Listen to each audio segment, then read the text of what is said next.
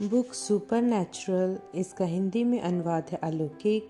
अध्याय 92, भूकंप 1964, part 2। Bill ने कहा, यह क्या है? खुदा के वचन का इन अंतिम दिनों में पूरा होना। दोष लगाने वाले, मैं चाहता हूँ कि आप यह समझ जाएं कि खुदा का वचन सच्चा है। खुदा ने मुझे यह 33 वर्ष पहले बताया था और मैं तब से इस पूरे समय इंतज़ार करता आया हूँ, लेकिन ये ठीक यहाँ पर इस शाम को पूरा हो रहा है। खुदा अपना वचन पूरा करते हैं। अब ज्यूरी को अपना फैसला लेना है। क्या आप यह विश्वास करते हैं कि खुदा दोषी नहीं है और वे अपना वचन पूरा करते हैं?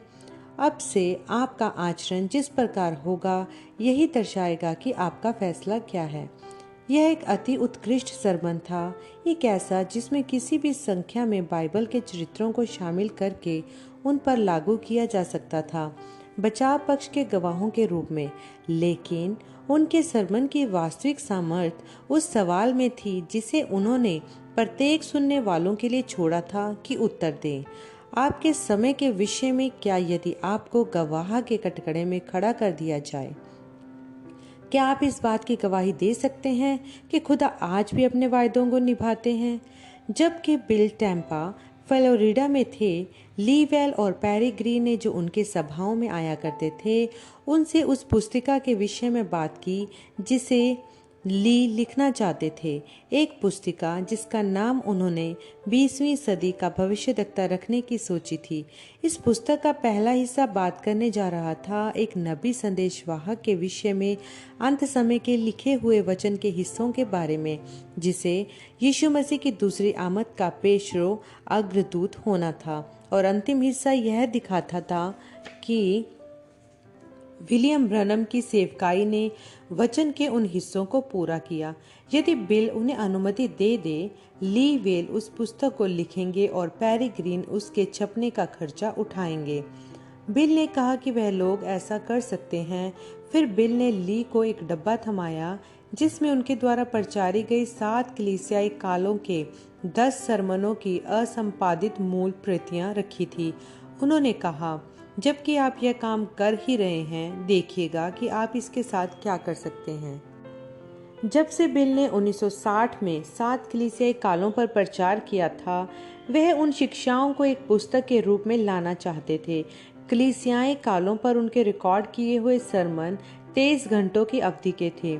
1962 में टिफ्टन, जॉर्जिया की रूथ समनर ने एक टाइपराइटर की सहायता से संपूर्ण श्रृंखला को टाइप करके लिखित रूप दे दिया।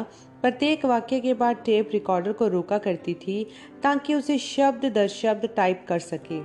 कई सप्ताहों के परिश्रम भरे कार्य के पश्चात उसने बिल को उनके 10 सरमनों की मूल प्रतियां सौंप दी, जिसमें सब मिलाकर कुल लगभग 800 पृष्ठ थे। यह एक अच्छी शुरुआत थी, लेकिन वे जानते थे कि यह एक पुस्तक के लिखे जाने की लंबी प्रक्रिया में बस एक कदम मात्र ही था। अब उन्हें किसी ऐसे की जरूरत थी जिसके पास अंग्रेजी भाषा का अच्छा हुनर हो और इस मूल प्रति को संपादित कर सकें, उनके व्याकरण को सुधार कर ठीक कर सकें, उनके प्रस्तुतिकरण को सुव्यवस्थित कर सकें और उनके साथ काम कर सकें यदि उन्हें कुछ नई सामग्री को जोड़ना हो जो उपयुक्त मालूम पड़े। 1963 के दिसंबर में उन्होंने एना जीन प्राइस से पूछा था क्या वह यह काम उनके लिए कर सकती थी। एना जीन जैक मूर की बेटी थी, जो कि श्रीपोर्ट लुजियाना में बिल के पुराने मित्र थे। कई वर्षों तक एना जीन ने द वॉइस ऑफ हीलिंग पत्रिका के एक संपादक स्वरूप कार्य किया था, जिसने उसकी लेखन कला के हुनर में धार लगा दी थी। साथ ही साथ उसे बिल की विश्वास द्वारा चंगाई की सेवकाई के विषय में कुछ ज्ञान भी प्रदान किया था। 1950 में उसने गार्डन लिंडसे की सहायता की थी ताकि उस पुस्तक विलियम ब्रनम खुदा के द्वारा भेजा गया एक मनुष्य को सही रूप दे सके। एना जीन को बिल के खुदा के सेवक होने पर अटूट विश्वास था। हालांकि जब उसने 7 कलीसियाई कालों पर उनके संदेशों की मूल प्रतियों को पढ़ा, तो उसने ये फैसला किया कि वह उसमें पाई जाने वाली बाइबल की शिक्षाओं की गहराई के साथ न्याय नहीं कर पाएगी। बिल को बहुत निराशा हुई जब एना जी ने यह कहा था कि वह उनकी मदद नहीं कर पाएगी। उस समय यह सोचे बगैर कि क्या कोई और भी हो सकता है जिससे वह पूछ सकें, उन्होंने उसे पूरे कार्य को छोड़ देने के बारे में सोचा था। अब टैम्पा फ्लोरिडा में उन्होंने ली वेल और पैरी ग्रीन को समझाया कि किस तरह की पुस्तक उनके मन में है। मूल प्रतियों को पढ़ने के पश्चात ली वेल ने प्रस्ताव रखा कि उन्हें पुस्तक रूप में बदला जाए, इस शर्त पर कि बिल स्वयं ही उसके प्रूफ को पढ़ेंगे जो वह लिख कर देंगे। बिल ने स्वेच्छा से इस शर्त को मान लिया। पूरे 1964 के दौरान विलियम ब्रनम ने 2 मुख्य विषय सारों पर प्रचार किया। पूरे उत्तरी अमेरिका में वह इस बात की शिक्षा देते रहे कि यीशु वास्तव में है कौन और किस तरह से वह लोग उसकी उपस्थिति को पहचान सकते हैं। जब से उन्होंने मसीह खुदा का भेद प्रकट है प्रचारा था, उनका मुख्य विषय सार बन गया था यीशु मसीह का प्रकाशन। यह है कि यीशु मसीह देह रूप में स्वयं खुदा थे और अब वही खुदा आत्मा के रूप में है, स्वयं को अपने लोगों के बीच उपस्थित दर्शा रहे हैं। उनका दूसरा विषय सार यह था, खुदा हमेशा ही इतिहास में एक मनुष्य बदलाव की जब घोषणा करते हैं तो एक नबी के माध्यम से करते हैं। आमोस 3:7, इब्रानियों 1:1-2, प्रकाशित वाक्य 19:10 और मसीहों का एक छोटा झुंड ही होगा जो उसे पहचानेगा और उसके अनुसार सही तरह कार्य करेगा। विलियम ब्रनम विश्वास करते थे कि वह एक ऐसा बदलाव और समय काल में रह रहे हैं जब 7वां कलीसियाई काल समाप्त हो रहा था। उन्हें नहीं मालूम था कि अन्य जातियों के लिए कितना समय बचा है, लेकिन वह यह विश्वास करते थे कि जिस पल दुल्हन अपने ब्याह के भोज में उठा ली जाएगी, उसी पल अन्य जातियों का काल समाप्त हो जाएगा और फिर यीशु मसीह स्वयं को इज़राइल में यहूदियों पर प्रकट कर देंगे। दिल की गहराई से बिल ने कैलिफोर्निया से लेकर फ्लोरिडा तक 2 मुख्य विषय सारों का प्रचार किया। 2 दर्जन बार उन्होंने यीशु मसीह के खुदा होने पर प्रचार किया। जब उनकी आंखें खोल दी गई, उन 2 आदमियों का हवाला देते हुए जिन्होंने जी उठे यीशु के साथ इमानुएल के राह पर सफर किया था। तब यीशु आए और बुलाया लाजर के यीशु की आज्ञा पर जी उठने पर। सुलेमान से बड़ा यहाँ है, राजा सुलेमान और राजा यीशु की तुलना करते हुए। पहला शख्स एक महान राजा था, लेकिन दूसरा व्यक्ति राजाओं का राजा था। झील पर गवाही। जब यीशु के चेले आपस में अपने अनुभवों की तुलना कर रहे थे जो उन्होंने देखा और सुना था, खुदा अपने गुण विशेषताओं के द्वारा स्वयं की पहचान दे रहे हैं। सभी गुणों का पहचाना हुआ मसीह, खुदा की उपस्थिति जो पहचानी नहीं गई, यीशु कौन है, सामर्थी खुदा का बेपर्दा होना और खुदा की पहचानी गई सर्वोत्तम रचना संदेशों में। बिल ने अपने दूसरे मुख्य विशेषज्ञ सार को इनमें से कई एक संदेशों में रखा, लेकिन कभी कभी उन्होंने इस पर जोर डाला और अपने संदेशों में जिनके शीर्षक थे चिन्ह की आवाज़ और वचन के अनुसार समय के चिन्ह। चिन्ह की आवाज़ में बिल ने दिखाया कि कैसे खुदा अपने नबियों को अलौकिक चिन्हों के द्वारा पुष्टिकृत करते हैं, लेकिन प्रत्येक चिन्ह के पीछे एक आवाज़ भी होती है। अलौकिक चिन्ह नज़रों में आता है और ध्यान को आकर्षित करता है, विस्मय को प्रेरित करता है, लेकिन यह उस चिन्ह के पीछे की आवाज़ ही होती है जो सबसे महत्वपूर्ण हिस्सा होती है। चिन्ह के पीछे की आवाज़ खुदा के वचन को लाती है और वह वचन यदि उस पर विश्वास किया जाए, विश्वासी के लिए अनंत जीवन लाता है। एक उदाहरण हेतु बिल ने उस युवा यहूदी फरीसी का प्रयोग किया जो कि तारसूस का शाऊल था। शुरू में शाऊल यीशु मसीह के विरोध में लड़ रहा था। शाऊल दमिश्क की राह पर यात्रा कर रहा था ताकि मसीहों को बंधक बनाए। तब उसे एक अलौकिक ज्योति अपने ऊपर दिखाई दी। उस ज्योति ने उसका ध्यान खींच लिया, लेकिन यदि सिर्फ इतना ही उसने अनुभव किया होता तो उसको यह समझ में नहीं आता कि उसका अर्थ क्या है। उस ज्योति में से एक आवाज़ बोली और कहा, शाऊल शाऊल तू मुझे क्यों सताता है? शाऊल ने पूछा, आप कौन हैं प्रभु? प्रेरित 9:1-16, 22:1-16, 26:9-18।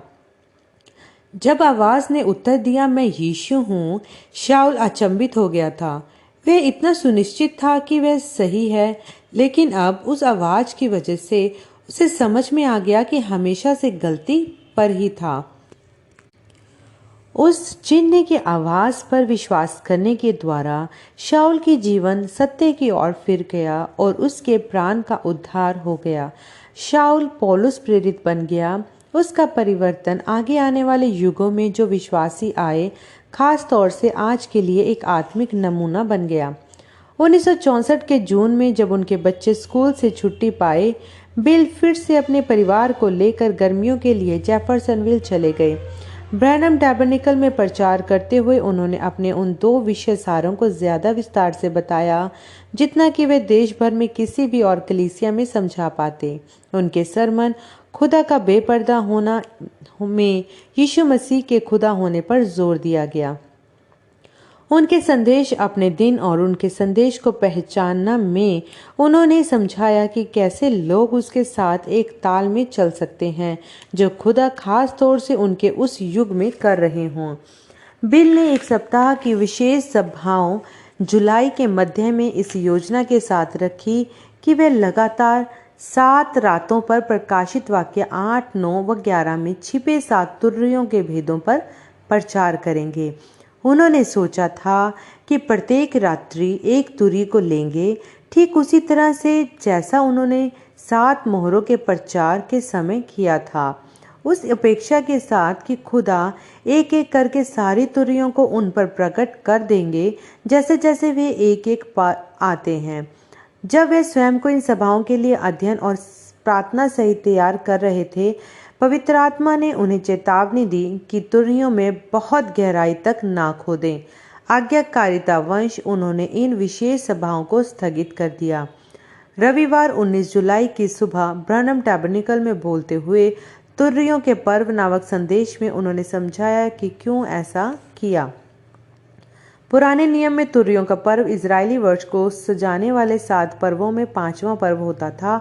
उनका क्रम होता था फसह अर्थात लांगन पर्व, अखमीरी रोटी, पहली उपज, सप्ताहों का पर्व या पेंतिकुस्त, तुर्रियां, प्रायश्चित का पर्व और झोपड़ियों का पर्व। प्रत्येक पर्व में यहूदी धार्मिक जीवन के किसी न किसी पहलू को मानना होता था, लेकिन गहराई से देखें तो प्रत्येक पर्व यीशु मसीह के जीवन के किसी न किसी हिस्से को चिन्हित करता था। तुर्रियों का पर्व सितंबर के अंत में या अक्टूबर के पहले हिस्से चांद की स्थिति पर निर्भर करता है।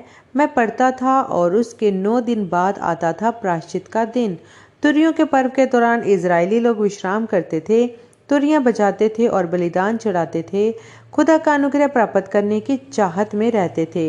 लय व्यवस्था 23 से 25, गिनती 29 1 से 6।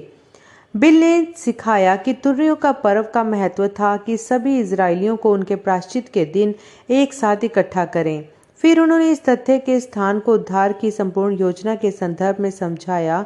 यहूदियों ने अपने मसीहा को ठुकरा दिया था जब यीशु पृथ्वी पर उनके बीच चल फिर रहे थे। इसने अन्य जाति लोगों को एक अवसर प्रदान कर दिया ताकि उद्धार प्राप्त कर सकें।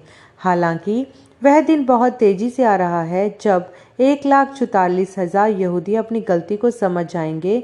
खुदा इस चमत्कार को घटित करने के लिए प्रकाशित वाक्य 11 वाले 2 गवाहों का इस्तेमाल करेंगे। यह 2 पुरुष दूसरी चीजों के रहते हुए प्रकाशित वाक्य 8, 9 व 11 में 7 तुर्रियों में छिपे हुए भेदों को प्रकट करेंगे, और जब वे ऐसा करेंगे तो वह यीशु मसीह को बचे हुए यहूदियों पर प्रकट करेंगे। इसीलिए 7 तुर्रियों का प्रकाशन आधुनिक इजराइल अपने वास्तविक प्रायश्चित के दिन पर बुला लाएगा। दूसरे तरीके से इस बात को रखें तो 7 तुर्रियां यहूदियों के लिए वही काम करती हैं जो 7 मोहरें अन्य जातियों के लिए किया करती हैं। बिल ने कहा कि इसी कारण से वह 7 तुर्रियों के विषय में ज्यादा खोल कर समझा नहीं सकते थे। वे अन्य जाति कलीसिया पर किसी भी तरह लागू नहीं होती हैं। उनका लेना देना केवल बचे हुए यहूदियों से ही है, इसलिए सिर्फ उन्हीं को उन 7 भेदों के खुलासे से लाभ प्राप्त हो सकता है। शुक्रवार दोपहर 3 जुलाई 1964 को बिल जेफरसनविल में एक शॉपिंग मॉल में मीडा को लेकर गए, जबकि उनकी पत्नी अपनी जरूरत की चीजों को खरीदने के लिए अंदर गई। बिल बाहर एक बेंच पर बैठ गए और इंतजार करने लगे। मॉल खरीदारों के आने जाने की भीड़ से ऐसा भरा था मानो चींटियां अपनी बॉबी की चारों तरफ बड़ी जल्दबाजी से भाग रही हों। ऐसा लगता था कि लापरवाह परिदर्शक बगैर किसी उद्देश्य के हों। जितनी देर तक बिल उन खरीदारों को देखते रहे उतनी ही ज़्यादा दुखी होते रहे, क्योंकि बहुत सी स्त्रियों ने अश्लील ढंग से कपड़े पहने हुए थे। अपनी आत्मा में परेशान होते हुए उन्होंने महसूस हुआ कि वह एक अवचेतनावस्था में चले गए। शीघ्र ही आत्मा ने उन्हें मॉल से उठाया और ऊंचाई पर स्थापित मंच पर खड़ा कर दिया, जैसे कि सेना की परेड ग्राउंड में अवलोकन मंच पर। वह पश्चिम की ओर डूबते सूरज को देख रहे थे। वह अवलोकन मंच एक पहाड़ी की चोटी पर स्थापित था, एक ऐसा पहाड़ जो बहुत विशाल और गोलाकार था कि उन्हें उसके किनारों से आगे सिवाय आकाश के कुछ और दिखाई नहीं दे रहा था। प्रभु का दूत उनके दाहिने कंधे के पीछे खड़े थे। बिल दूत को देखने के लिए अपना सिर पीछे घुमा नहीं सकते थे, परंतु वह जानते थे कि वह वहाँ है, क्योंकि दूत ने उद्घोषित किया, वह है दुल्हन। हवा में एक कदम ताल वाला गीत की एक स्थायी ताल गूंजने लगी, जो कुछ ऐसी सुनाई देती थी जैसा कि वह जोश और जीवन से भरा चर्च का गाना है। यीशु के सिपाही आगे कदम मार, कि सलीब है आगे तेरे नमूदार। बिल की दाहिनी ओर से युवा स्त्रियों की एक कतार कदम ताल में चलती हुई आती दिखाई दी, जो उस अवलोकन मंच के सामने परेड करती हुई जा रही थी। यह स्त्रियां इतनी सुंदर और शुद्ध दिखाई देती थी, एक सिद्ध उदाहरण की मसीही स्त्रियों को कैसे स्वयं को प्रस्तुत करना चाहिए। उन सभी के लंबे काले बाल थे और उन सभी ने या तो लंबे स्कर्ट या लंबी पोशाकें पहनी हुई थी। इन समानताओं के सिवा वह सभी भिन्न थी। वह सभी अपनी जन्मभूमि की सांस्कृतिक वेशभूषा में थी, इस बात को दर्शाते हुए कि यीशु मसीह ने अपनी दुल्हन को सारे संसार में से चुना है। बिल को प्रसन्नता की अनुभूति हुई, इस भरोसे के साथ कि उनके सुसमाचार प्रचार कार्य ने कुछ काम किया है, कि सुंदर दुल्हन मसीह के लिए लाया है। अब यह स्त्रियां अवलोकन मंच के सामने से होकर गुजर गई। वह घूमकर उनके पीछे आ गई। जब अंतिम भी उनकी निगाहों के सामने से गुजर गई, दूत ने कहा, अब आधुनिक कलीसिया पुण्य परीक्षण हेतु सामने से गुजरेगी। संगीत बदल गया। मसीही वचनबद्धता के अधोलित करने वाला राष्ट्रगान चला गया। उसकी जगह किसी किस्म का बूगी वूगी या रॉक एंड रोल शैली के संगीत ने बिल के मन को खराब कर दिया। दूत ने कहा, पहले एशिया की कलीसिया सामने से गुजर कर जाएगी पुण्य परीक्षण हेतु। बिल खौफ के मारे धक से रह गए जब उन्होंने एशिया की आधुनिक कलीसिया को देखा और अचंभा करने लगे कि वह मसीह की दुल्हन होने का दावा कैसे कर सकती है। उसके बाल छोटे छोटे कटे हुए थे और उसके चेहरे पर लिपस्टिक और आई शेडो लिपा पोता हुआ था। वह अश्लील कपड़े पहने थी और वह परीक्षण मंच के सामने से नाचती हुई गुजरी उस भद्दे संगीत पर उकसावेपूर्ण ढंग से मटक रही थी। दूसरे देशों और जातियों की स्त्रियां भी उसी उदाहरण का अनुसरण करती हुई आई। परीक्षण मंच के सामने से भारत, अफ्रीका, यूरोप तथा संसार के दूसरे भागों को प्रदर्शित करती हुई आधुनिक कलीसियां नाचती हुई गुजरी। दूत प्रत्येक कलीसिया की राष्ट्रीयता उद्घोषित करते गए जैसे जैसे वे सामने से गुजरती जा रही थी। ऐसा प्रतीत होता था जैसे कि प्रत्येक स्त्री अपने से पहले गुजर कर जाने वाली स्त्री से और भी बदतर हाल है। उन सभी के बाल छोटे थे और चेहरे पुते हुए थे और उन सभी ने अश्लीलतापूर्ण वस्त्र पहने हुए थे। वे सभी उस संगीत पर झूम रही थी जो ऐसे धमक रहा था जैसे आधे सिर का सिरदर्द। बिल को घिन के मारे तबीयत खराब सी महसूस होने लगी। दूत ने उद्घोषित किया, अब अमेरिका की कलीसिया सामने से गुजरेगी पुण्य परीक्षण हेतु। जब बिल ने उस स्त्री को देखा जो अमेरिका की आधुनिक कलीसियाओं को प्रदर्शित करती थी, वह लगभग बेहोश ही हो गए। वह तो लगभग नंगन ही थी। अपनी कमर के आगे उसने कुछ लटकाया हुआ था जो हाथी की खाल का टुकड़ा सा प्रतीत होता था। वह उस संगीत पर ठुमक मटक और हिल रही थी। वह उछलती फूदकती हुई जब परीक्षण मंच के सामने से गुजरी तो हंसती हुई गुजरी। बिल की आत्मा का निराशा में डूब गई। अमेरिका की मिस मसीहत उन सभी स्त्रियों में जिन्हें उन्होंने कभी भी देखा हो सबसे अधिक अश्लील एवं घृणित दिखाई पड़ती थी। उन्होंने सोचा, मैंने जितना अधिक प्रचार किया और लोगों के मनाने के लिए जितना अधिक मैंने कोशिश की है कि मसीह के लिए जीवन बिताएं, और यह है वह सबसे अच्छा जो मैंने उनके लिए पेश किया है। तब फिर वे प्रार्थना करने लगे, ओ खुदा, मैं एक दोषी मनुष्य हूँ। मेरे लिए तो भला है कि मैं अब काम छोड़ ही दूँ। अब मुझे और अधिक प्रयास करने की कोई ज़रूरत नहीं है। मैंने आपको असफल कर दिया है। वह कठोर संगीत क्षीण होता चला गया। जैसे जैसे आधुनिक कलीसियाएं नाचती हुई सीधे आगे पहाड़ के किनारे की ओर चलती चली गई। संगीत उनके पीछे पीछे जाता मालूम पड़ता था, जैसे एक मार्चिंग बैंड परेड में पीछे पीछे चलती चली जाती है। छड़ी उछालने वाली स्त्री कलाकारों की एक टुकड़ी, ठीक जैसे परेड में होता है। एक दूसरा बैंड बिल की दाहिनी ओर से परीक्षण मंच की ओर आता प्रतीत हुआ। जैसे जैसे यह नया गीत तेज होता जा रहा था, उन्हें यह आभास हुआ कि यह वही गीत है जो उन्होंने पहली बार में सुना था, जिसकी धुन थी जैसे यीशु के सिपाही आगे आगे कदम मार, कि सलीब है आगे तेरे नमोदार। यह उनके कानों में बहुत तसल्ली देने वाला महसूस हुआ। उनके दिल में एक नन्ही सी आशा की लोर टिमटिमा उठी। वह देखने के लिए प्रयास करने लगे कि कौन आ रहा है, लेकिन उन्हें सिर घुमाने की अनुमति नहीं थी। जल्दी ही स्त्रियों की एक और पंक्ति कदम ताल करती हुई नजर आई। एक असीम राहत के साथ उन्होंने पहले पहल देखा था। उनमें से प्रत्येक अपने राष्ट्रीय वस्त्रों में शालीनता से तैयार थी। जब वह परीक्षण मंच के सामने से गुजरी, यह खुदाई स्त्रियां हवा में उड़ने लगी। हर अगला कदम उन्हें और ऊपर ले जाने लगा, जैसे कि वह किन्हीं अदृश्य सीढ़ियों पर ऊपर बादलों में चढ़ रही हों। ठीक उसी समय वह अश्लील स्त्रियां नाचती हुई पहाड़ के किनारे पर पहुंच गई, एकाएक करके क्षितिज के नीचे गायब होती गई।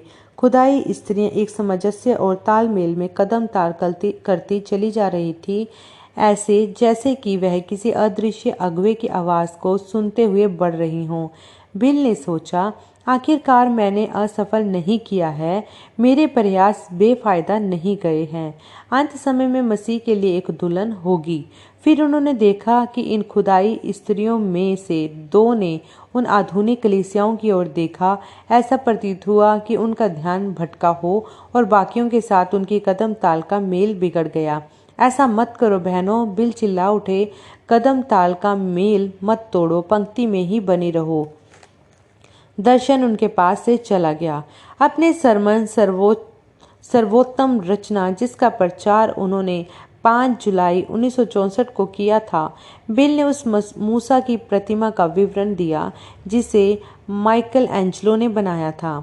माइकल एंजेलो ने इस काम को 1505 में शुरू किया था और 40 साल बाद इसे पूरा किया। यह मूर्तिकार के मन में एक विचार स्वरूप शुरू हुई और संगमर की इतनी बारीकी से एक एक विवरण सहित पूरी हुई, जिसमें मूसा की हथेली के पीछे वाले हिस्सों में नसों का उभार तक स्पष्टता से तराशा गया था। माइकल एंजेलो ने अपनी सर्वोत्तम रचना में से जब अंतिम टुकड़ा तराश के हटाया, तो उसे देखकर प्रेरणा की वशीभूत उसने अपनी हथौड़ी से सिद्धापूर्ण रीति से बनी जांघ पर चोट करके चिल्ला उठा, बोल। संगमरमर का एक टुकड़ा उसकी मूर्ति से छिटक कर निकल गया, जिसके कारण उसमें वह एकमात्र विकार उत्पन्न हो गया। बिल ने कहा, मेरी सोच के अनुसार वह विकार ही था जो उसे एक सर्वोत्तम रचना बनाता है। इस कहानी को अपनी भूमिका स्वरूप प्रयोग करके उन्होंने बाइबल से ठोस उदाहरणों को रखा। खुदा ने भी एक कलाकृति की योजना बंद किया था।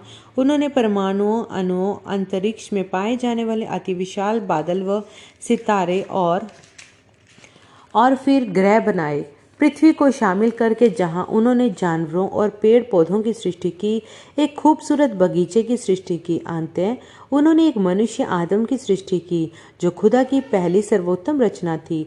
फिर स्वयं अपनी प्रेरणा के अनुसार काम करते हुए खुदा ने आदम के पहलू में मारा और एक पसली निकाल ली, जिसे उन्होंने अपने पहले बेटे को दुल्हन बनाने के लिए इस्तेमाल किया था। क्योंकि वह मूल सृष्टि की सह उत्पाद थी, हवा में एक कमी थी, संदेह। उसने खुदा की योजना पर अविश्वास किया। यह खुदा की पहली सर्वोत्तम रचना का विकार बन गया, एक ऐसा विकार जिसके कारण संसार में मौत प्रवेश कर गई। परंतु जरा रुकें, यह एक उद्देश्य के लिए था। हजारों साल बाद यीशु मसीह पैदा हुए थे। वे एक सिद्ध बच्चा थे, खुदा की सर्वश्रेष्ठ सर्वोत्तम रचना। 33 वर्ष के बाद खुदा ने पतरस, याकूब और यूहन्ना को बताया, यह मेरा प्रिय पुत्र है, जब यह बोले तो इसकी सुनना। मत्ती 17:5।